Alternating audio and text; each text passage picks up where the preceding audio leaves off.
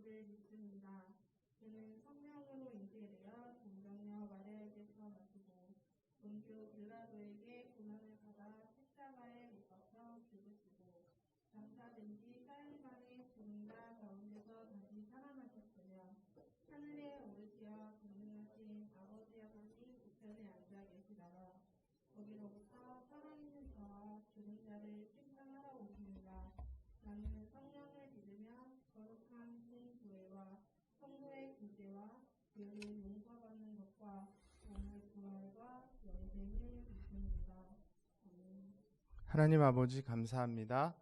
거룩하고 복된 주일을 우리에게 또 허락하여 주시고 정말 아무도 예배하지 않는 그곳에 저희들을 예배자로 세우시고 한 주간 삶 속에서 예배자의 삶을 살게 하시며 또 이렇게 모여 함께 예배하게 하시고 가정에서 또 비대면으로 예배하는 자로 불러주신 것 감사합니다. 오늘도 한량없는 하나님의 은혜와 또 말씀의 능력을 저희들이 힘입는 그런 귀한 예배 되기를 간절히 소망합니다. 그 전에 우리의 마음과 우리의 삶을 돌아보게 하여 주시고 하나님 앞에 합당하지 못한 것들을 다 내어놓아 다시금 예수의 피로 사함받는 은혜들을 허락하여 주시옵소서. 깨끗하고 정결한 영으로 예배하게 부족함이 없는 그런 저희들의 심령이 되게 하여 주셔서 하나님을 만나고 하나님의 임재를 경험하는 귀한 시간 되게 주시옵소서. 코로나가 이제 어느 정도 자리를 잡고 또 이제 단계적 일상 회복으로 이제 나아가는데 저희들 방심하지 않게 하시고 더욱더 우리 스스로를 잘 살펴 방역에 힘쓰며 그래서 이 기회를 통해 정말 조금씩 일상으로 회복되어 우리의 삶이 회복되고 특별히 하나님 앞에 예배함이 회복될 수 있는 은혜를 허락하여 주시옵소서. 끝까지 수고하고 애쓰는 사람들에게 하나님 힘을 주시고 지혜를 더하여 주시옵소서. 이 나라 이 민족을 기억하여 주셔서 정말 위정자들이 하나님을 두려워하여 하나님이 합당하신 귀한 뜻을 이뤄가는 이 나라가 되게 하여 주시고 그래서 정말 마지막 때에 주의 복음을 잘 전하는 그런 복음의 민족이 되게 하여 주셔서 열방 가운데 하나님의 능력을 나타내고 그리스도의 사랑을 나타내는 귀한 민족으로 마지막에 쓰임받게 하여 주시옵소서. 교회를 기억하여 주시고 교회에 속한 성도들 한 사람 한 사람의 삶의 현장 가운데 주님이 함께하여 주셔서 하나님의 말씀으로 살아가고 하나님의 귀한 믿음을 드러내어 그곳에서 세상의 빛과 소금의 역할을 잘 감당하는 원당제일교회 성도들 되게 하여 주시옵소서.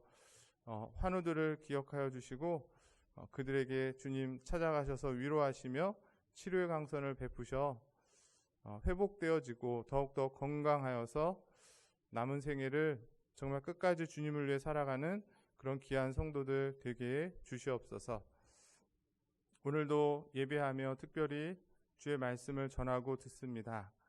전하는 사람은 가려주시고 능력의 말씀만이 나타나 말씀을 사모하는 심령들 가운데 은혜의 단비로 주께서 허락하여 주셔서 정말 좋은 밭에 뿌려진 씨처럼 우리의 삶 속에 30배, 60배, 100배 큰 성령의 열매들을 맺어갈 수 있도록 은혜 베풀어 주시옵소서. 예배를 시작하며 나가오니 마치는 시간까지 우리 주님께서 홀로 영광 받으시며 흡양하여 주실 것을 믿고 감사를 드리며 존귀하신 예수 그리스도 이름으로 기도드립니다.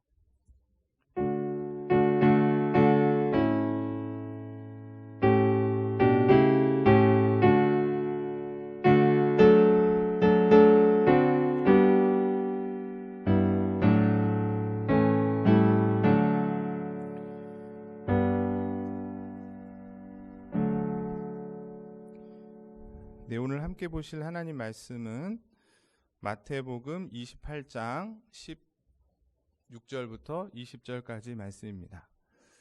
마태복음 28장 16절에서 20절까지 말씀을 우리 같이 한 목소리로 함께 합독하도록 하겠습니다.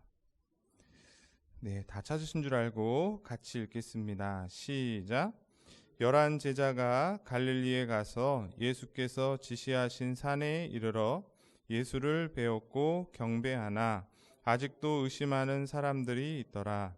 예수께서 나와 말씀하여 이르시되 하늘과 땅의 모든 권세를 내게 주셨으니 그러므로 너희는 가서 모든 민족을 제자로 삼아 아버지와 아들과 성령의 이름으로 세례를 베풀고 내가 너희에게 분부한 모든 것을 가르쳐 지키게 하라. 볼지어다 내가 세상 끝날까지 너희와 항상 함께 있으리라 하시니라. 아멘. 네, 한 주간도 평안하셨습니까?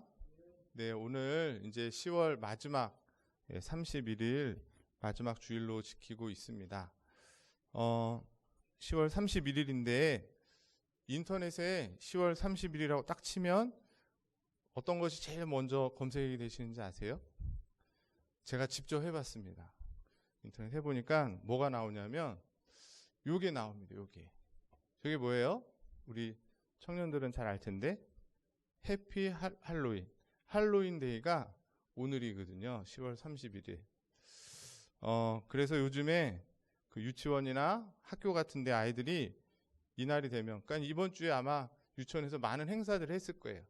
귀신 분장을 하거나 이렇게 호박 등을 가지고 다니면서 아이들에게 이렇게 사탕을 나눠주고 받고, 뭐 그 정도로 끝나면 좋은데 이제 젊은 친구들은 잠시만요.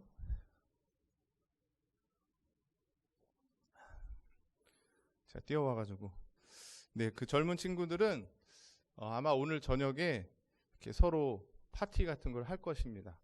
그래서 이렇게 제가 영상에는 너무 이렇게 막 혐오스러워서 하지 않았는데 막 분장을 막 되게 험하게 해서 서로 모여가지고 술을 마시고 또 그 이상으로 이렇게 가는 그런 시대가 됐습니다.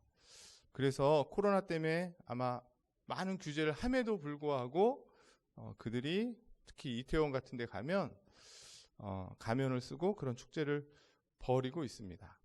그런데 제가 작년에도 말씀을 드렸지만 우리가 성당을 다니는 게 아니라 최소한 교회를 다니고 신앙을 갖고 있다면 10월 31일은 할로윈 데이가 아니라고 했습니다. 뭐라고 그랬죠? 저게 이제 영화인데 실제는 아닌데 한 신부예요.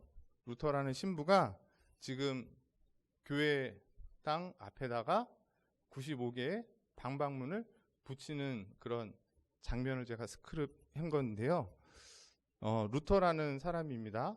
그런 사람이 1517년에 그 당시에 로마 카톨릭이 부패한 것에 대해서, 특별히 면죄부를 판매한 것에 대해서 이렇게 반박하는 그 95개 조항을 비텐베르그 성당에 붙이게 되고, 저것이 이제 시작이 되어서 전 유럽이 이제 종교 개혁을 시작하게 되고, 그 영향이 미쳐져서 오늘날 우리에게도 복음이 전해져서 우리가 이렇게 예배를 드리고 있습니다.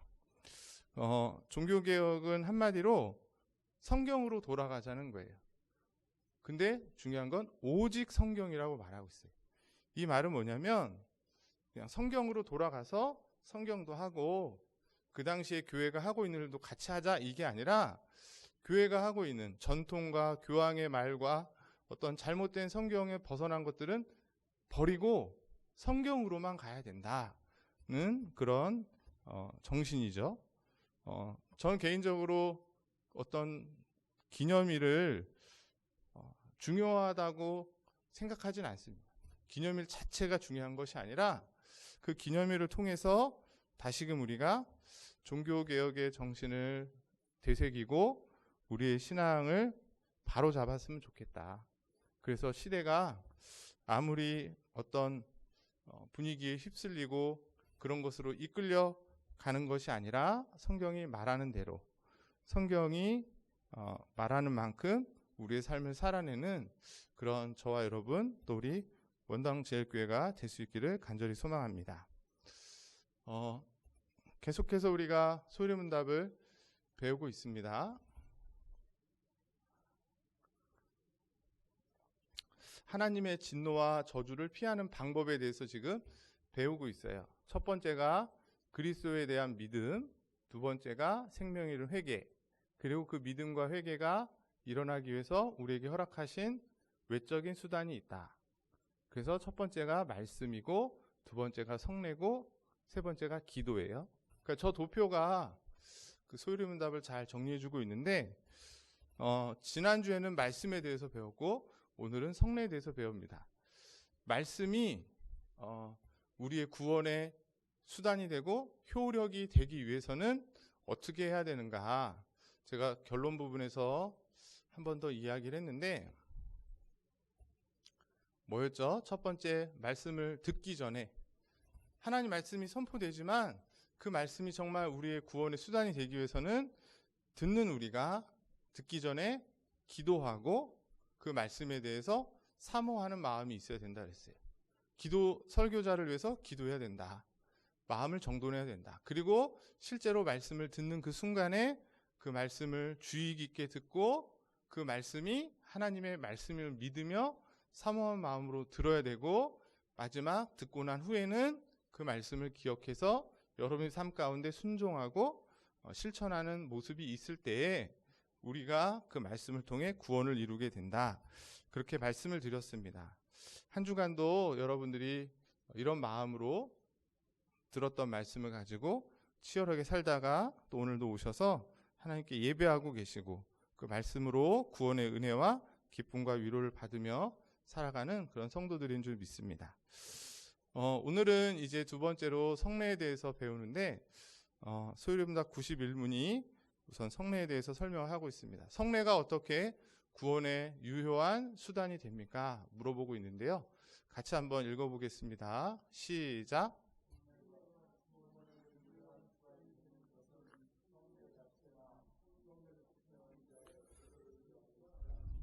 네, 그 다음에 다만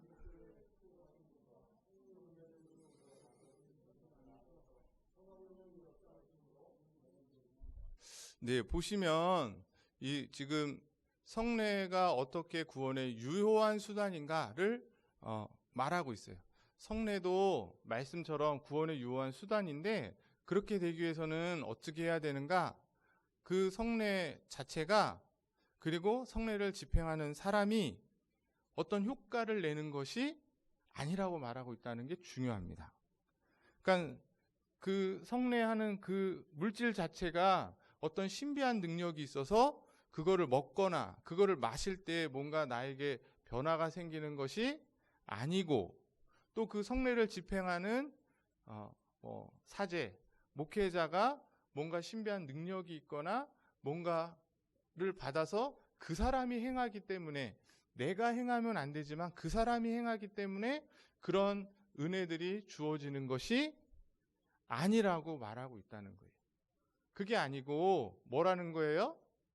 그리스도께서 축복하셨기 때문이다. 쉽게 말하면 그리스도께서 그 성례를 통해서 우리들에게 복을 주시겠다고 선언하시고 그리스도가 직접 제정하셨기 때문에 그 성례가 우리에게 유효한 수단이 되는 것이다.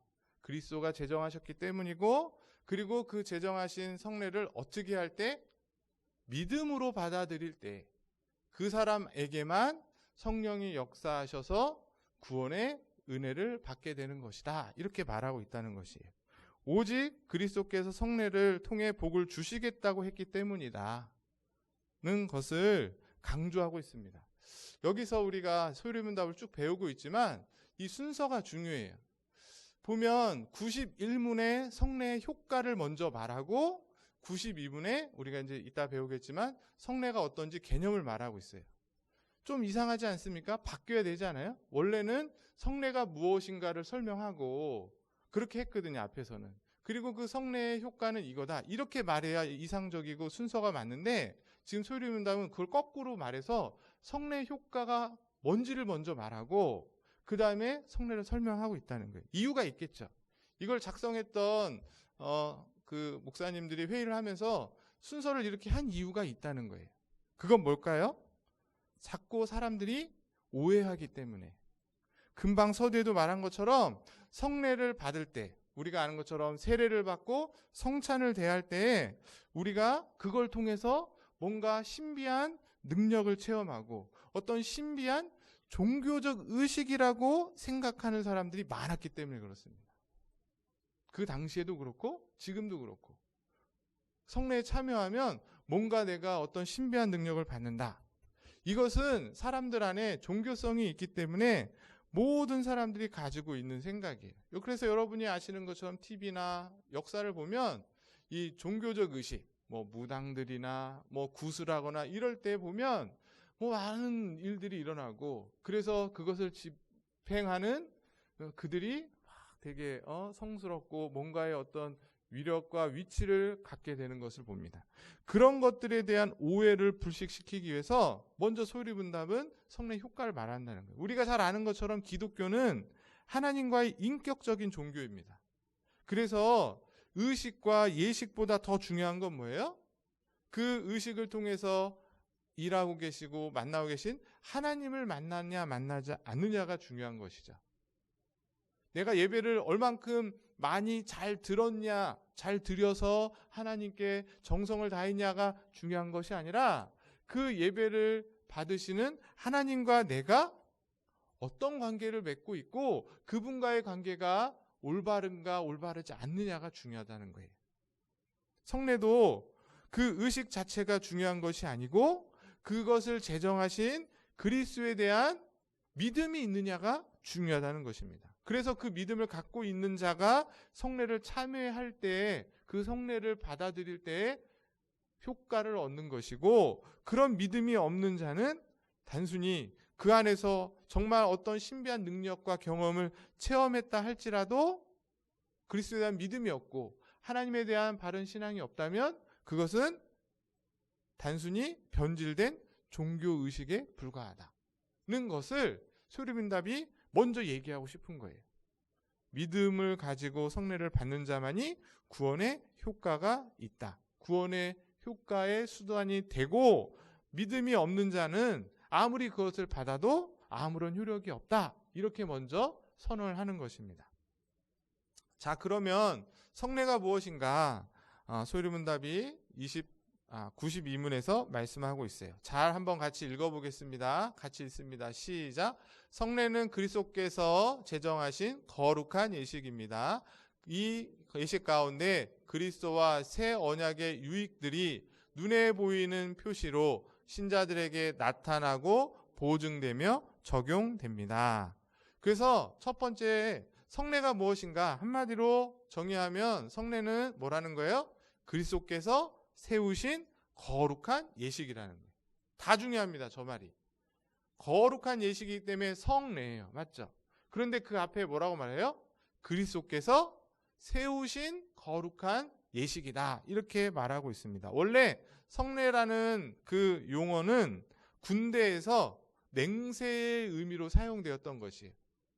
장군이 있고 부하가 있으면 그 부하가 장군에게 충성을 다하고 그 장군은 자기 부하를 사랑하겠다라는 결심과 행동의 표시로 사용했던 말이 이 맹세라는 이 성례라는 단어였다는 것이에요. 그런데 이 개념을 주님께서 사용하셔서 뭐로 사용해요? 은혜 언약의 도장을 찍는 의식. 우리가 하나님의 은혜로 하나님의 자녀가 되었다는 그 사실인데 그것을 외적으로 드러내는 마치 인치시는 것처럼 도장을 찍는 것 같은 그런 행위가 뭐라는 거예요? 그게 세례고 그게 성찬이라는 것이에요.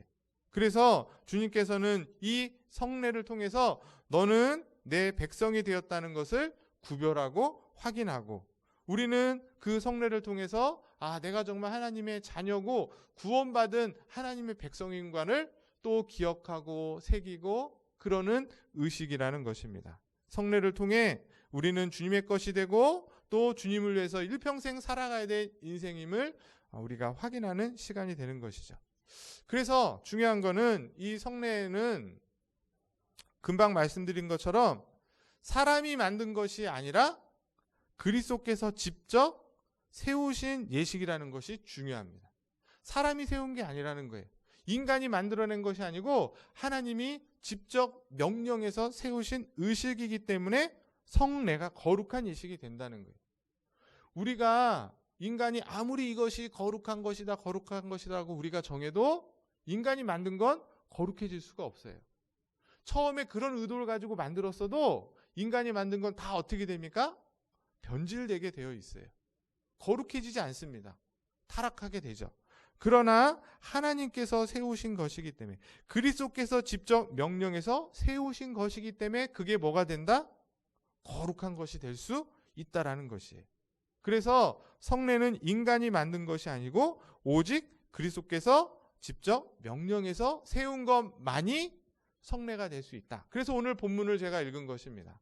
오늘 본문은 여러분이 잘 아시는 것처럼 예수님께서 부활하시고 이제 제자들 가운데 나타나셔서 여러 가지 말씀을 하시고 하늘로 올라가시는 장면 가운데 마지막으로 하신, 직전에 올라가기 직전에 하셨던 말씀이죠. 그래서 16절에도 갈릴리에서 예수께서 지시한 산에 이르고 그곳에서 예수님이 뭐라고 말하세요? 18절부터 20절 말씀인데 다시 한번 읽어보겠습니다. 시작. 그리스도 나와 말씀하여 이르시되 하늘과 땅의 모든 권세를 내게 주셨으니 그러므로 너희는 가서 모든 민족을 제자로 삼아 아버지와 아들과 성령의 이름으로 세례를 베풀고 내가 너희에게 분부한 모든 것을 가르쳐 지키게 하라. 볼지어다 내가 세상 끝날까지 너희와 항상 함께 있으리라 하시니라. 우리가 잘 알고 계신 말씀이에요. 여기서 예수님은 하늘로 그러니까 그 전에도 이미 여러 가지 말씀들을 하셨지만 하늘로 올라가시 직전에 한 번 더 얘기하셨던 명령이라는 거예요. 세 가지 명령을 하십니다. 세 가지 명령. 세 가지 명령이 뭐예요? 첫 번째는 뭡니까?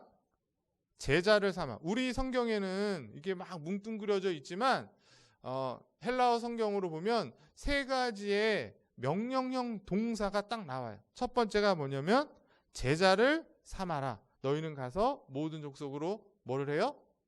제자를 삼아라. 제자를 삼아라. 첫 번째. 그 다음 두 번째가 뭡니까? 두 번째가 아버지와 아들과 성령의 이름으로 세례를 베풀라. 세례를 베풀라. 그리고 마지막 세 번째가 뭐예요? 세 번째가 모든 것, 내가 너희에게 지금 모든 것을 가르쳐서 어떻게 하라? 지키게 하라. 이 세 가지를 말하고 있습니다. 이 세 가지는 다 중요해요. 왜? 예수님께서 마지막에 제자들에게 명령하신 것이니까. 제자들만 받았지만 제자들과 함께 예수 그리스도를 믿는 모든 성도들, 주님의 이름으로 모인 모든 교회는 이 주님의 세 가지의 명령을 기억하고 지켜야 되는 것이에요. 그게 교회의 이유고 제자들이 존재해야 될 이유고 마지막 지상 명령이기 때문인 것이죠. 이 세 가지 명령 중에 두 번째가 뭐예요? 세례를 주라. 세례를 베풀라는 것이에요. 그래서 우리는 하나님의 자녀가 되었다면 하나님의 자녀들이 모인 모든 교회는 오늘날까지, 심지어 언제까지? 예수님이 다시 오시는 그 순간까지 반드시 해야 될 것이 있는데 그게 주님의 명령을 따라서 세례를 베푸는 일이라는 거예요. 그러니까 이거는 그냥 내가 세례를 그냥 받고 싶으면 받고 그냥 받기 싫으면 안 받고가 아니라 교회가 보니까 이 사람은 세례를 주면 좋을 것 같고 이 사람은 세례를 안 줘도 될 것가 아니라 교회라면 내가 신자라면 하나님을 믿었다면 반드시 세례를 받아야 되고 교회는 세례를 베풀어야 된다는 것입니다. 그런 당위성이 있다는 것이에요. 코로나 때문에 교회가 일을 하는 데 있어서 조금 어려움이 있었습니다. 그러나 우리가 뉴스를 통해 보듯이 단계적 일상회복, 위드 코로나 이렇게 말하고 있는데 시작되면서 이제 교회가 이 일도 공적으로 하는 것이에요. 교회 사정이 있고 그런 개인적인 사정이 아니라 공적인 일로서 일들을 잘 준비해서 교회는 잘 감당해야 되겠죠. 그리고 성도들은 어떻게 해야 되겠어요? 이런 성례의 의미, 세례와 성찬의 의미를 우선 말씀을 통해 잘 알고 그 의미를 깨달아서 어떻게 해야 될까요? 반드시 참여해서 세례를 통해 주시는 은혜를 다 경험해야 될 줄 믿습니다. 자, 그러면 두 번째로 이 성례엔 요소가 있어요. 첫 번째는 눈에 보이는 요소가 있고 두 번째는 눈에 보이지 않는 요소가 있어요. 눈에 보인다는 것은 외적인 거죠. 우리가 지난 시간에 배운 것처럼 외적 수단, 내적 수단 말한 것처럼. 성례는 눈에 보이는 요소가 있고 눈에 보이지 않는 게 있습니다. 눈에 보이는 요소를 통해서 우리에게 이러한 약속과 이러한 은혜가 주어지는구나, 이런 권리가 있구나를 알게 되고, 눈에 보이지 않는 요소를 통해서 그 보이는 외적인 수단을 통해 우리에게 이런 영적인 은혜들이 주어지는구나, 하나님의 새 언약 백성으로서 주시는 은혜의 은택들을 성례를 통해서 우리가 내적으로 경험하게 된다는 것이에요. 자, 예를 한번 들어보겠습니다. 다음 시간에도 말하겠지만 세례를 다 받아보셨잖아요. 뭐 유아 세례든 아니면 뭐 침례든, 뭐 장로교는 침례를 하진 않긴 하지만 뭐 혹시 침례를 하신 분들도 있을 텐데, 눈에 보이는 요소는 뭐예요? 세례를 줄 때 물을 머리에 얹거나 또는 내가 물속에 들어가죠. 그런 행위는 눈에 보이는 요소예요. 이 요소를 통해서 우리가 어떻게 됩니까? 내적으로 눈에 보이지 않는 건 뭐예요? 그걸 통해서 많은 사람들 앞에 내가 하나님의 자녀 되었다는 뭐가 주어지는 거예요? 공적인 증거. 세례를 받았다는 그 외적인 요소를 통해서 이 사람은 이제 하나님의 자녀라는 그런 공적인 증거를, 그런 확증을 삼게 된다는 것입니다. 그래서 종교개혁자들은 이 성례, 세례와 성찬을 뭐라고 말하냐면 눈에 보이는 말씀이다, 이렇게 말하고 있습니다. 자, 설명을 드리면 이 성경은 뭐로 기록이 되었어요? 언어, 글씨, 문자로 기록이 되어서 이 성경을 설교자를 통해든 여러분들이 성경을 읽든 들을 때, 또 성경을 볼 때, 또 성경을 듣기도 하죠. 말씀을 들을 때 어떻게 돼요? 하나님의 말씀이 우리의 귀에 들리는 거예요. 맞죠? 들리게 됩니다. 그래서 말씀을 풀어서 설명하는 설교의 목사의 설교를 듣게 되는 거예요. 그리고 난 후에 설교가 끝나고 뭘 하죠? 성찬을 먼저 하지 않습니다. 맞죠? 설교가 끝나고 나면 이제 성찬을 하면서 성찬을 통해서 선포된 그 하나님의 말씀을, 귀로 들었던 하나님의 말씀을 우리가 어떻게 하는 거예요? 눈으로 보는 거예요. 아까 전에 말했듯이 세례를 베푸는 그 물을 통해서 보고 그 물이 나의 머리에, 내 몸에 적셔지는 그런 경험을 하게 되는 것이죠. 성찬을 통해서 포도주를 내가 직접 먹잖아요. 먹으면서 오늘 포도주는 너무 맛있다, 뭐 그렇게 생각하는 분도 계실 수 있겠지만, 그 포도주를 먹고 또 그 떡을 먹으면서 들었던 말씀이 나의 시각과 미각과 촉각을 통해서 더 강력하게 인식되고 더 큰 은혜를 경험하게 되는 거예요. 내 몸으로, 내 손으로. 이런 은혜가 거룩한 예식인 성례, 세례와 성찬을 통해서 믿는 자들에게 어떻게 된다? 베풀어진다고 믿는 것이고, 그런 은혜들을 여러분들이 경험하셔야 되는 것이에요. 마지막으로, 그럼 이 성례는 누가 받게 되는가? 이 성례 은택들은 다 받는 것인가? 다 받지 않는다는 거예요. 성례에 참여했다고 해서 모든 사람들이 다 그런 것을 경험하는 것이 아니라 누구만 경험한다는 거예요?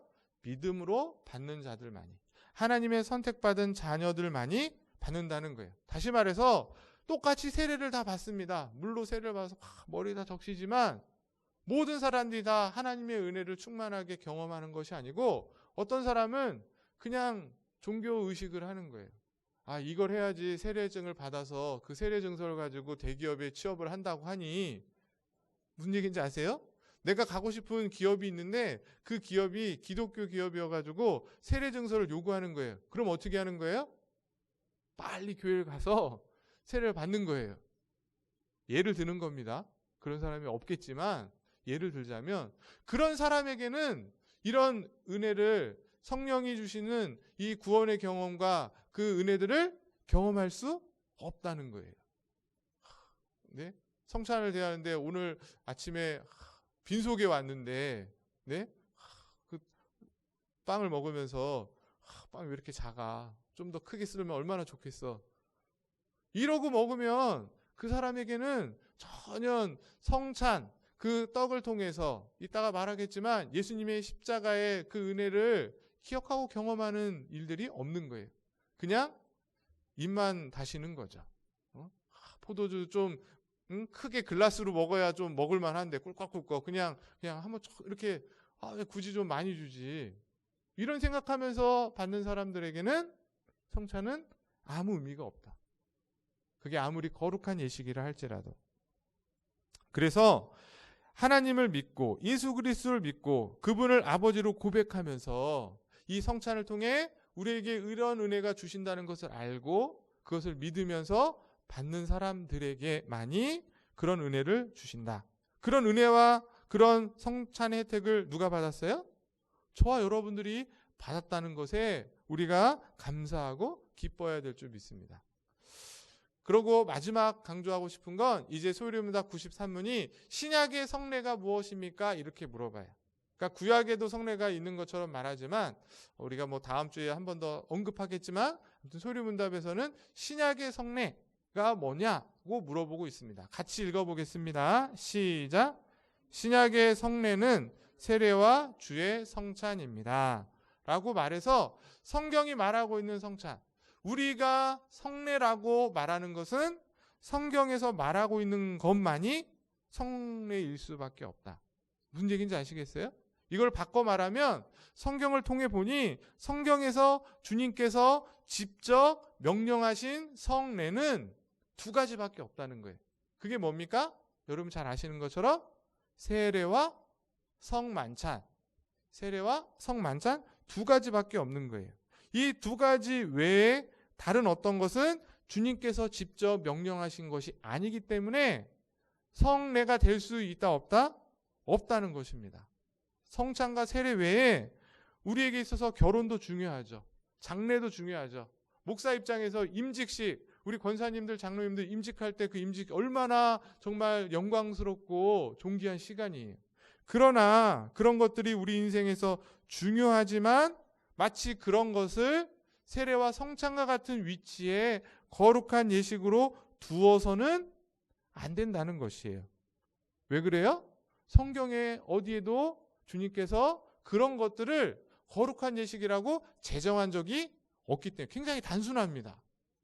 그런데도 불구하고 제가 이따가 말하겠지만 로마 카톨릭은 이 두 가지 외에 5가지를 첨가했어요. 앞에서도 말씀드렸듯이 거룩하다는 그 권위는 그리스도께로만 나오는 것이지 인간이 할 수 있는 게 아니라는 거예요. 아무리 좋은 의도이고 아무런 좋은 효과가 나고 그걸 통해서 뭐 감격하고 뭐 은혜를 받는다 할지라도 주님께서 직접 명령하신 것이 아니라면 그것은 성례가 될 수 없다라는 것이에요. 세례가 무엇입니까? 여러분 이제 다음 주에 좀 더 배우겠지만 세례는 한마디로 말하면 성부와 성자와 성령의 이름으로 물을 가지고 여러분을 깨끗하게 씻었다. 그 예식을 통해 내가 이제 하나님의 자녀가 되었다는 것을 외적으로 표현하는 것이에요. 이걸 통해서 이걸 받지 않아도 이미 회심을 통해서 말씀을 통해서 여러분이 죄사함을 받고 죄 씻음의 은혜를 경험했지만 세례라는 이 의식을 통해서 한 번 더 확증하는 시간이 되는 것이에요. 성만찬은 뭡니까? 주님께서 제정하신 것으로 떡과 포도주를 교회가 주고 나눠 마심을 통해서 뭘 생각하는 거예요? 나를 위해 십자가에 죽으신 그 예수 그리스도의 죽으심을 다시 한번 기억하는 거예요. 기억하는 거예요. 중요합니다. 실제로 예수님의 살과 떡을 먹는 거예요? 사제가 딱 기도하는 순간 우리 성도님들이 권사님들이 준비했던 떡이 예수님의 살이 되고 그 포도주가 예수님의 피가 되는 겁니까? 사제가 기도하는 순간? 그렇지 않다는 거예요. 여전히 떡이고 여전히 포도주지만 그걸 통해서 뭘 기념한다? 예수님의 십자가의 은혜, 그 십자가의 사랑을 다시 한번 경험하고 확인하고 고백하는 것이라는 거예요. 그런데 로마 가톨릭에서는 칠성례, 칠성사를 주장하고 있고 지금도 그렇게 시행하고 있습니다. 그들도 똑같이 세례성사와 성체성사를 하고 있어요. 그러니까 우리로 표현하면 세례식과 성만찬을 하죠. 근데 이거 두 개로는 부족하다는 거예요. 여기에다가 뭔가 조금 더 첨가하면 좋겠다는 거예요. 그렇게 첨가해서 성도들을 더 유익하게 하고 성도들의 신앙을 더 굳건히 세워주고 교회를 더 성장시킬 수 있다면 이 5가지 집어넣는 게 좋지 않겠냐라고 해서 5가지를 추가했습니다. 그래서 저들은 칠성사를 해요. 견진성사는 뭐냐면 우리로 표현하면은 입교식 같은 거예요. 성인이 되었을 때 그들을 세우는, 굉장히 화려합니다. 그리고 여러분 잘 아는 것처럼 고해성사, 맞죠? 자기 지은 죄를 신부 앞에서 매일매일 회개하는 고해성사. 그리고 서품성사가 우리로 따지면 목사 임직식처럼 사제 임직식 서품성사를 해요. 그 다음에 혼인성사. 그리고 혼인성사 아시죠? 그래서 그들은 성당에 가서 결혼식을 하면 미사로 합니다. 미사로. 결혼식 때 신부님이 그 성체성사까지 해요. 그러니까 얼마나 길어요. 근데도 다 합니다. 왜? 혼인성사기 때문에. 그 다음에 종부성사, 장례식. 우리는 예배를 드리지 성례로 드리지 않는다는 거예요. 이게 무슨 차이가, 뭐 우리도 다 하는 거 아닌가라고 생각하지만 차원이 다르다는 거예요. 성례로서 드리는 것이 아니라 그저 우리가 예배함으로써 하나님 앞에 예배하는 것과 이걸 거룩한 예식으로 성례를 집례하는 것과는 다르다. 저거는 뭘 의미하냐면 한마디로 정리하면 뭐예요? 우리는 오직 성경만이 주님이 제정하신 거기 때문에 성례가 될 수 있지만 그들은 인간의 말, 교황의 말, 교회의 전통도 성경과 똑같은 권위가 있다 이렇게 생각하는 거예요. 그래서 로마 가톨릭은 지금도 교황 무호서를 주장합니다. 교황은 오류가 없대요. 왜? 하나님의 대리자이기 때문에. 목사가 대리자입니까? 그냥 말씀의 대리자예요? 대언자죠. 하나님의 말씀을 대신 전하는 자이지 하나님이 아닌 거예요. 그러나 로마 가톨릭은 교황이 곧 하나님인 거예요. 그리고 교회에서 정했던 전통들, 우리 교회가 옛날에는 이렇게 했어, 이런 것들을 정했어, 몇 년도에 이런 선언을 했어, 그것이 성경과 똑같은 권위를 갖고 있다는 거예요. 제가 서두에 말씀드린 것처럼 오늘은 종교개혁을 기념하는 날이라 그랬어요. 10월 31일, 그 날은 중요하지 않습니다. 그러나 그 날을 통해서 왜 종교개혁이 일어났는가? 저거예요. 교회가 오직 성경만이 유일한 우리의 삶의 기준이고 근거가 되어야 되는데 성경과 함께 교황의 말과 교회의 전통이 똑같은 위치에 놓음으로 인해서 타락하게 되고 부패하게 되었다는 것이에요. 그 부패의 현상 중에 지금도 있는 것이 바로 천주교의 7성례인 것입니다. 7가지 이 성례를 하면 뭐가 좋다는 거예요? 믿음이 연약한 자들, 낙심한 자들, 힘들어하는 자들을 위로해 줄 수 있고 그들의 믿음을 더 굳건히 붙잡을 수 있겠다라는 아주 선하고 좋은 의도로 만들었다는 것이에요. 그러나 그거는 인간의 생각인 것이고 오히려 그것이 성례가 됨으로 인해서 미신적인 영향을 받게 되는 거예요. 저거를 안 하면 내가 구원에 이르지 못하고 내 구원이 취소되는 것처럼 생각하게 만드는 거예요. 그래서 그 당시에 면죄부 판매를 하면서 얼마나 그 교회가 성도들을 겁탈하고 겁줬는지 모릅니다. 저 7가지 중에 하나라도 빠지면 너의 구원은 흔들려. 그러니까 긴장하는 거죠. 더 열심히 하게 되는 것입니다. 그러나 또 말씀드리지만 하나님의 말씀을 떠난 그 어떠한 신비적인 의식이라 할지라도 그리고 실제로 여러분이 그 의식을 통해서 뭔가 강력한 영적 체험을 했다 할지라도 말씀과 함께하지 않는다면 주님께서 직접 명령하신 거룩한 예식이 아니라면 오히려 그것은 우리에게 더 독이 될 수 있다는 거예요. 더 조심하고 더 경계해야 될 일이라는 것입니다.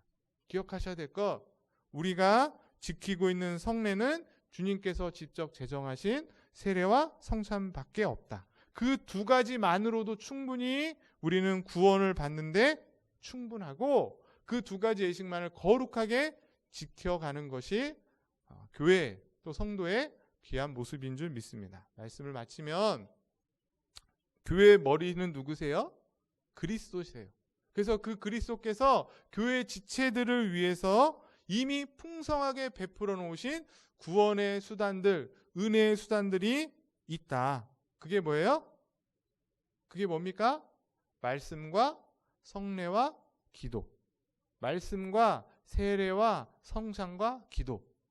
이것으로 충분한 것이에요. 이걸 통해서 성도들은 하나님이 주신 은혜를 풍성히 누리고 확신하며 살아가야 되는 것입니다.